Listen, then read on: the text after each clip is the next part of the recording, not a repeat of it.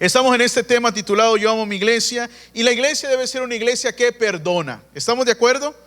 La iglesia debe ser una iglesia que perdona. Yo sé que muchos hemos escuchado acerca de el perdón o el perdonar, y creo que es muy claro en nuestra mente que todos debemos de perdonar. ¿Estamos de acuerdo? Yo creo que todos hemos escuchado que es bueno perdonar, that it's a good thing to forgive.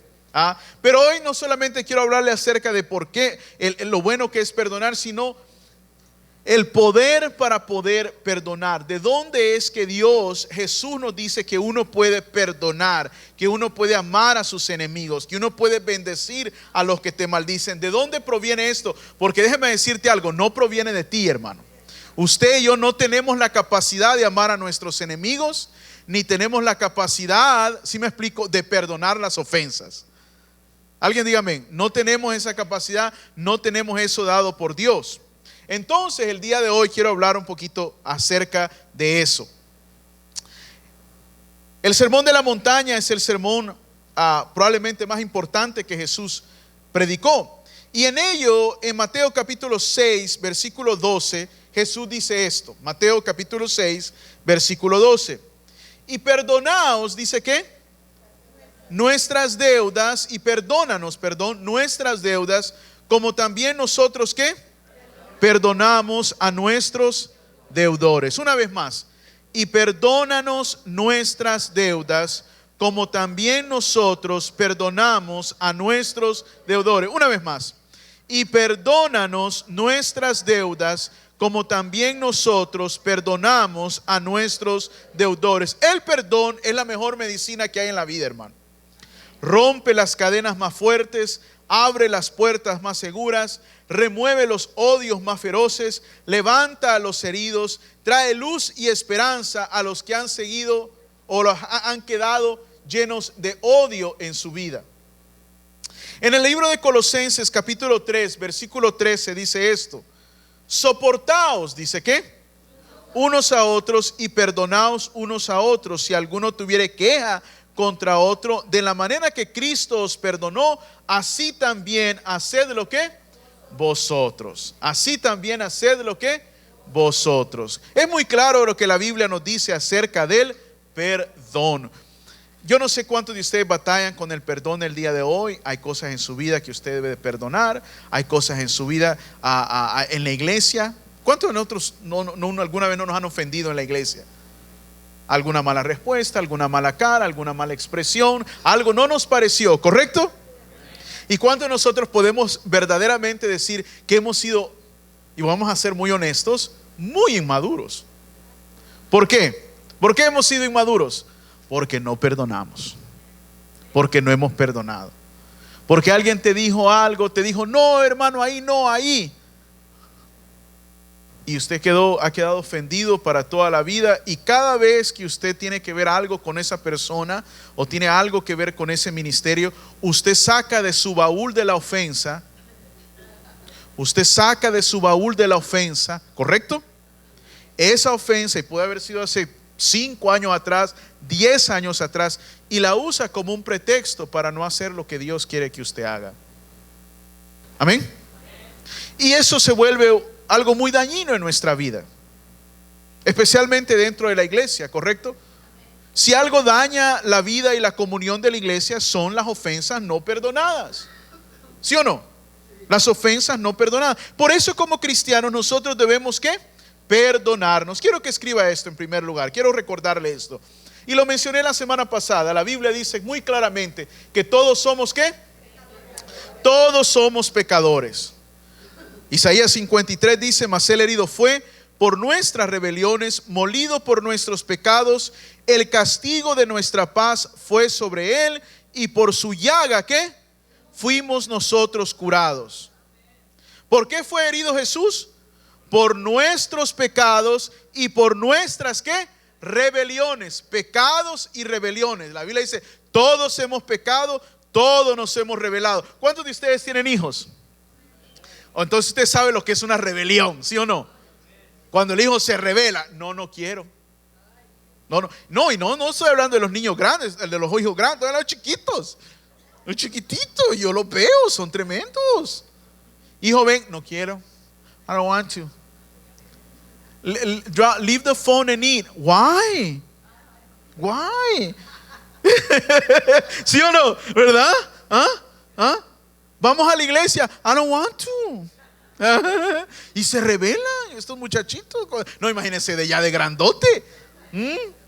Usted no me puede decir nada a mí en mi vida. Y yo la vivo como yo quiera. ¿No es eso una rebelión? Es una rebelión, ¿no? Imagínense, le está diciendo eso el varoncita, la hembrita, al papá, a la mamá que le ha dado de hartar por 21 años. Ahora que ya te dio de comer, ya te crió, ya te dio, ahora sí ya, yo me rebelé. Y así la Biblia dice, nos hemos rebelado en contra de Dios. Y por esa rebelión, Cristo fue crucificado.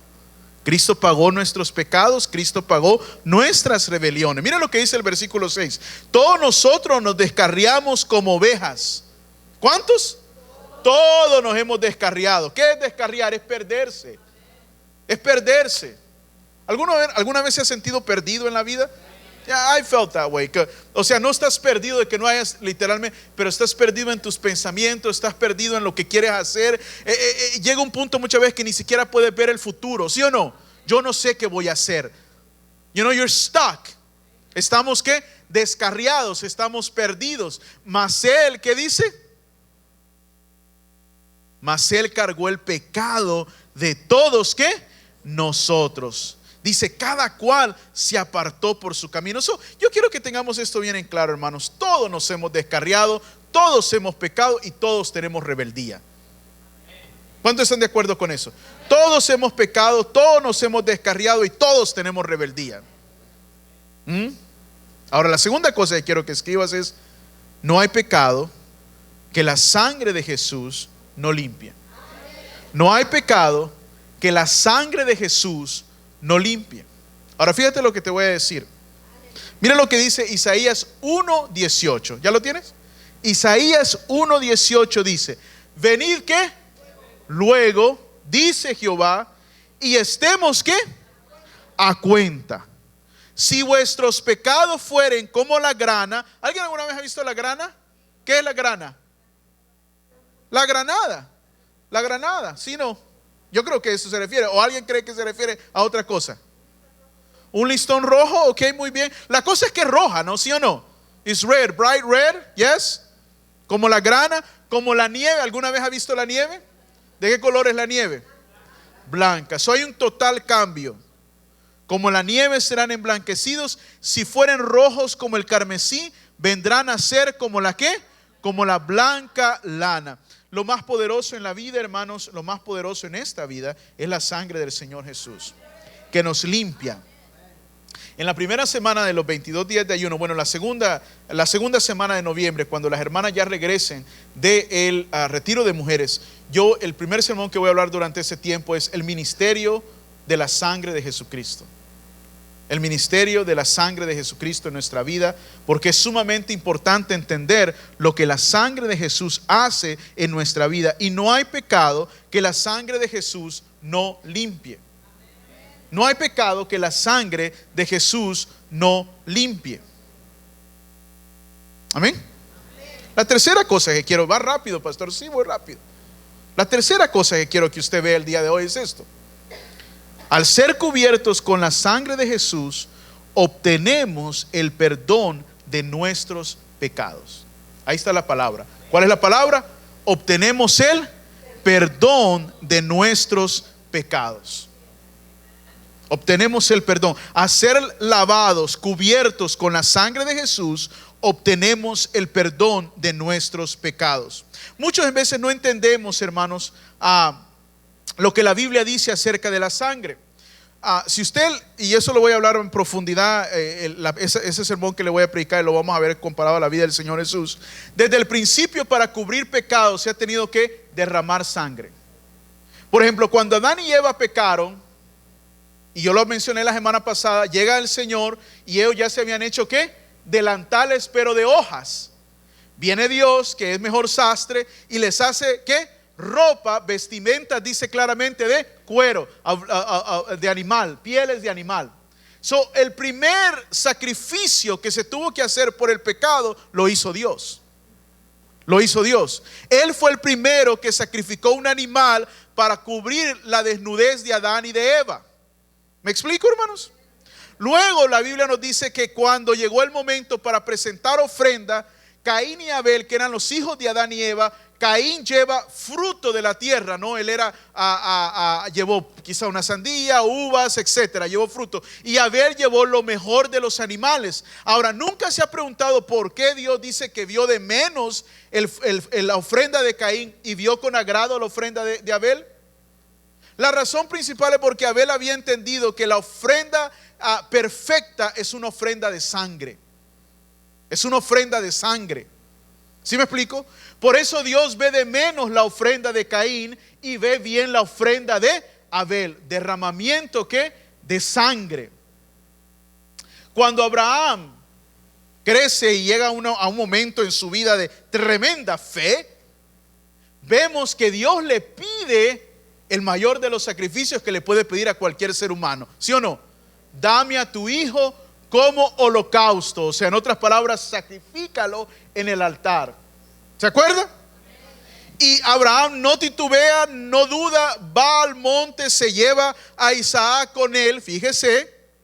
Y estando ahí, podemos ver que Isaac ya había estado presente en otros holocaustos y que Abraham ya le había enseñado a Isaac cómo hacer holocausto, porque el niño le pregunta: ¿dónde está el cordero para el sacrificio? Él sabe, escúcheme, ¿está escuchando? Él sabe lo que tenía que ser sacrificado. No era vaca, no era chivo, no era gallina, no era venado, era un cordero. Él sabe dónde está el cordero, dice. Amén. ¿Dónde está el animal que se tiene que sacrificar? ¿Dónde está el cordero? Y usted conoce la historia. Abraham está a punto de sacrificar a su hijo y el ángel de Dios lo detiene y no lo sacrifica, y Dios provee un cordero, ¿sí o no? Que se enría enredado ahí. Y ahí hay una palabra profética y no la vamos a discutir hoy, la vamos a ver más adelante. Luego, cuando el pueblo de Israel cae esclavo en Egipto y escucha a Dios finalmente sus oraciones y envía a Dios a Moisés, ¿correcto? Y viene la última plaga, que es la plaga de la muerte o el ángel de la muerte. Dios manda al pueblo de Israel a que sacrifiquen ¿qué? Corderos. Y Dios le dice al pueblo: van a poner la sangre del cordero, van a manchar los dos postes y el dintel. Los dos postes y el dintel. Y usted sabe qué figura hace eso. Es una figura de la cruz. Es una figura de la cruz. Amén. Es una figura de la cruz. En el día de expiación, por lo que ustedes conocen o conocido más comúnmente como Yom Kippur, era una vez al año, 2 machos cabríos y un novillo, o sea, un becerro. El becerro era para el sacerdote, para él cubrir sus pecados. Y ese era el que se sacrificaba primero. Póngame la imagen, por favor. Era el que se sacrificaba primero. Y luego Dios mandaba y decía: y me vas a traer 2 corderos. Después de sacrificar el becerro, el novillo, por el sacerdote, él entraba, ¿correcto?, a la tienda de reunión, al lugar santísimo, y rociaba la sangre del novillo sobre la tapadera, lo que se llama el propiciatorio del arca de Dios, y la rociaba 7 veces. Esto cubría su pecado, y él había hecho ya expiación por sí mismo, por el sacerdote, por su propia vida. Luego regresaba con los 2 corderos, y antes de sacrificar el novillo se había echado la suerte sobre uno. Era para Dios, para ser sacrificado, y el otro era para ser enviado al desierto. En inglés se llama the scapegoat. The scapegoat. Venía el sacerdote, agarraba el cordero que era para Jehová y lo degollaba y rociaba ¿qué? Su sangre sobre un contenedor, y volvía a entrar al lugar de reunión y nuevamente ahora agarraba y rociaba con sus dedos, rociaba la sangre 7 veces sobre la tapadera o sobre el propiciatorio. Esto representaba que había hecho expiación por el pueblo de Israel. Una vez al año todo el pueblo de Israel se tenía que reunir y una vez al año tenían que pedir perdón por todos sus pecados de ese año. Luego el tercer cordero, llegaba el sacerdote, ahí está la imagen, se le ponía un listón rojo para distinguirlo entre los dos. Y el sacerdote, yo les he hablado acerca de esto, lo tomaba de los cuernos y hablaba los pecados de Israel sobre el animal. Y se asignaba a alguien que lo llevara al desierto, a perderse y a morir en el desierto. Cuando yo hable de esto en 2 semanas, yo les voy a hablar que todas estas cosas Jesús las cumplió. Pero usted sabe que Jesús fue sacado de Jerusalén para morir afuera de sus murallas, como era el Cordero. Porque Jesús no solamente se dio a sí mismo como el Cordero de Dios que quita el pecado del mundo, pero Él ofreció también. No solo dio, pero ofreció. Ejerció el papel de Cordero, pero también ejerció el papel de sacerdote por cada uno de nosotros. Y usted me dirá, pastor, ¿y qué tiene que ver todo esto con que yo perdone a la gente? Bueno, ahorita le digo. La Biblia dice que expiación es igual que cubrir o remisión o perdón de pecado. Hebreos capítulo 9 versículo 22 dice esto. Mire sus notas, por favor. Así que todo es purificado según la ley con sangre, y sin derramamiento de sangre no se hace remisión. No se hace remisión. ¿Qué es remisión? Perdón de pecados. Quiero que me pongan atención. En otras palabras, para que sus pecados y mis pecados sean perdonados, algo tiene que morir. Something has to die. Alguien tiene que morir. La sangre en aquel entonces de un animal tenía que ser derramada. Pero nosotros sabemos que una vez y por todas Cristo Jesús derramó su sangre en la cruz del Calvario. Mira lo que dice Pablo en el libro de Colosenses, capítulo 2, versículo 13 al 15. Y a vosotros, estando muertos en pecados y en la circuncisión de vuestra carne, os dio vida juntamente con Él, perdonándoos todos los, ¿cuántos? Todos los pecados, anulando, dice, el acta de los decretos que había contra nosotros, que nos era ¿qué?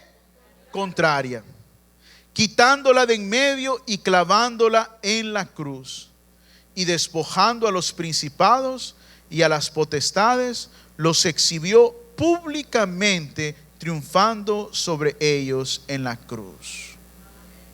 ¿Cuántos pecados nos perdonó el Señor? ¿Qué había en contra de nosotros? Un acta, un documento, un registro de Dios hacia nosotros. ¿Y qué hizo Jesús con ello? ¿Qué hizo Jesús con ello? La anuló. ¿Cómo la anuló?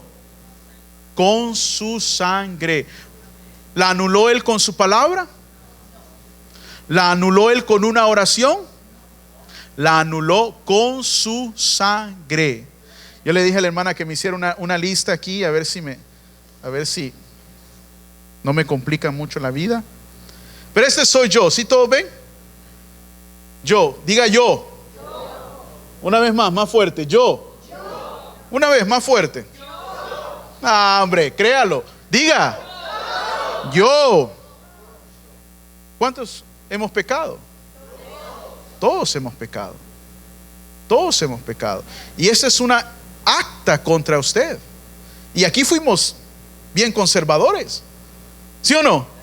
Aquí no está todo. ¿Qué tan grande es el acta de sus pecados? No, pastor, ni se ha terminado de escribir. Correcto. No se ha terminado de escribir y ya Dios ya se la perdonó. ¿Qué le parece? Pero ¿qué hizo Jesús? Estaba esta acta que pesaba contra usted.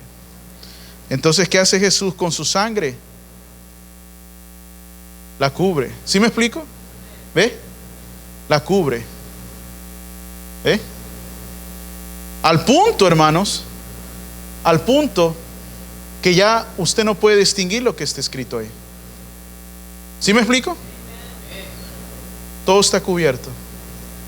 Todo está cubierto con la sangre del Señor. Todo está cubierto con la sangre del Señor.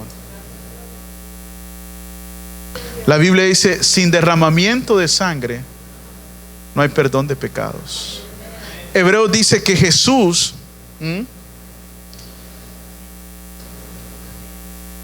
Él llevó su sangre al cielo. Así dice Hebreos. Entró una vez y por todas al cielo con sus sangres, como una ofrenda ante Dios. Él dice, aquí mi sangre, por los pecados de la humanidad. Para que todo aquel, como dice la Biblia, así déjenle más tranquilos. Para que todo aquel que vea la cruz, dice, como en el desierto, sean salvos. Para que todo aquel que pueda venir y pedir la sangre de Jesús sobre su vida, sean perdonados. Tú entras al cielo porque estás cubierto por la sangre de Jesús. Por la sangre de Jesús. Es la única razón por la que entramos al cielo, hermano. Es la única razón. No hay ninguna otra razón. No hay ninguna otra razón. Nada más te permite entrar al cielo sino la sangre de Jesús. Nada más. Nada más te deja entrar al cielo sino la sangre del Señor. Y sin la sangre de Cristo vamos directamente al infierno. Tus buenas obras, dice la Biblia, mis buenas obras son como trapos de inmundicia delante de la sangre de nuestro Señor Jesús. ¿Sí me explico? Yo no sé cuántos de ustedes pueden ver sus errores aquí, hermanos. ¿Cuántos pueden ver sus pecados, la suciedad de nuestra maldad? Lo que Dios vio con sus ojos cuando cometimos errores, cuando mentimos, cuando cometimos faltas delante de Él. Algunos dirán porque no conocía al Señor, y algunos aún cuando lo conocí le fallé. ¿Sí o no, hermanos? Mas su sangre, ¿qué?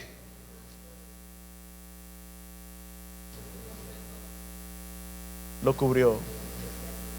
Ahora, ¿por qué yo le mencioné todo esto? ¿Por qué yo le mencioné todo esto? Quiero que escriba esto, número 4. Jesús, como el gran autor de nuestro perdón, nos da una orden. ¿Y cuál es esa orden? Ahora perdona tú. Ahora perdona tú. Now you forgive. Ahora, fíjense lo que te voy a decir. Quiero que todos me volteen a ver acá. Cuando tú perdonas, tú no tienes que ver la ofensa de la gente. Tú tienes que ver la sangre de Jesús que ha cubierto tus ofensas. ¿Me está escuchando? No, algunos no me entendieron. Tú no vas a ver los pecados del otro. Tú tienes que voltear a ver a tu propia vida y decir, mira toda la sangre que el Señor me cubrió. Eso te da el poder y la habilidad de poder perdonar cualquier ofensa. Hermano, en comparación con la sangre y lo que Cristo Jesús nos ha perdonado, piensa tú lo que tú no puedes perdonar y mira cuán insignificante es ante lo que Cristo ha perdonado, lo que Él derramó en la cruz, su sangre por nuestros pecados. Amén. Ahora, el que perdonó, ¿qué te dice? El que perdonó te dice, ahora tú perdona. ¿Qué le dice Jesús a los hermanos? Debemos de perdonar.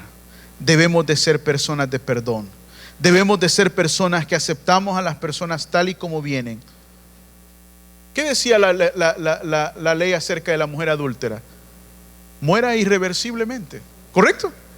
Muera irreversiblemente. No había otra. ¿Y qué dijo Jesús? ¿Dónde están los que te condenan? Yo no te condeno. ¿Por qué? Porque Él sabía que su sangre iba a ser derramada por el perdón de sus pecados. Y el que derrama la sangre, el que paga el precio, es el que justifica, hermano. ¿Sabe qué quiere decir justifica? El que dice, este es justo. ¿Por qué? Porque yo derramé mi sangre y yo he pagado el precio.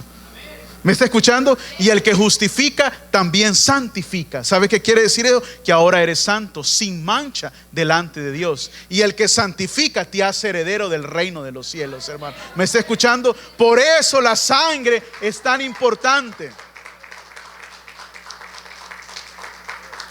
Usted sabe que Jesús derramó su sangre 7 veces, hermano. Y vamos a hablar acerca de eso. Hebreos dice, sin derramamiento de sangre no hay perdón de pecados. Toda la sangre.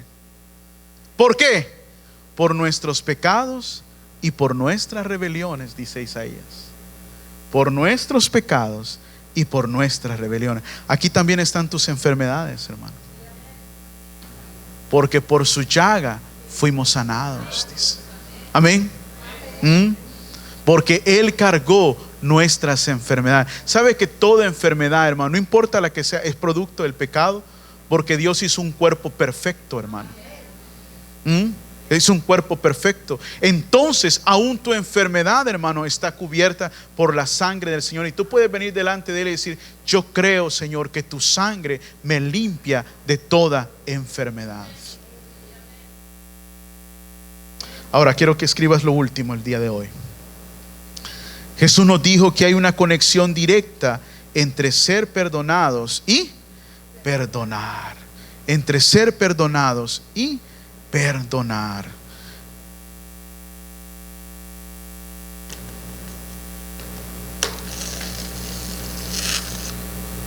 A ver, Carlitos, o hermana, párate aquí. Así, tenlo así sostenido, por favor. Ahí quédate. Mira aquí, por favor. ¿Qué dice aquí? Me hicieron.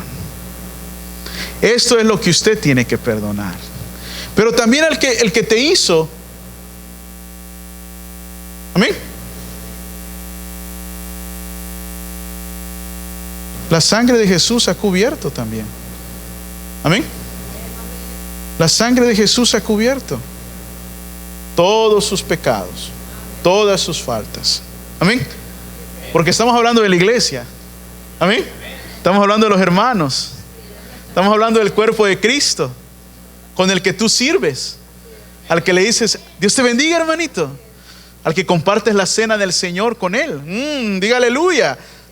¿Usted no cree que sus pecados han sido lavados? ¿O solo los suyos han sido lavados? Los de él no. No. Todos. Amén.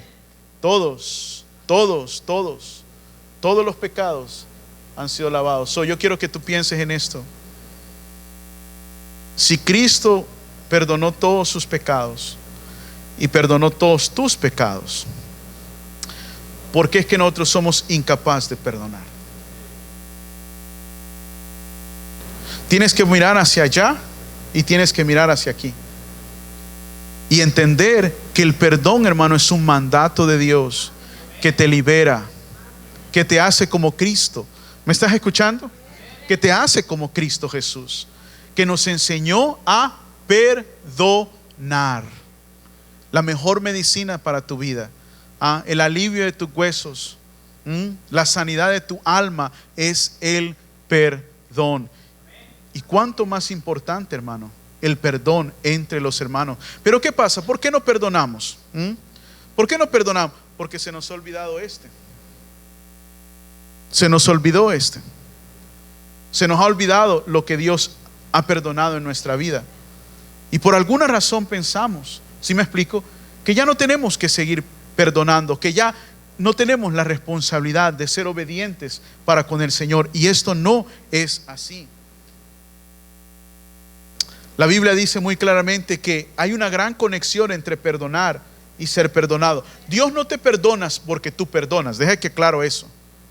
Dios no te perdona, o sea, si tú perdonas a tus hermanos, Dios te va a perdonar a ti. No, porque el perdón no tiene nada que ver con obras. Fíjate lo que te estoy diciendo. No tiene nada que ver con obras. El perdón solamente se obtiene bajo la gracia de Dios. Pero lo que quiero decir, hermano, es que si tú has sido perdonado, tienes la habilidad dada por el Espíritu Santo ahora para perdonar. Jesús dijo una gran verdad: al que más se le perdona, más ama. Al que más se le perdona, más ama. Al que más se le perdona, más ama.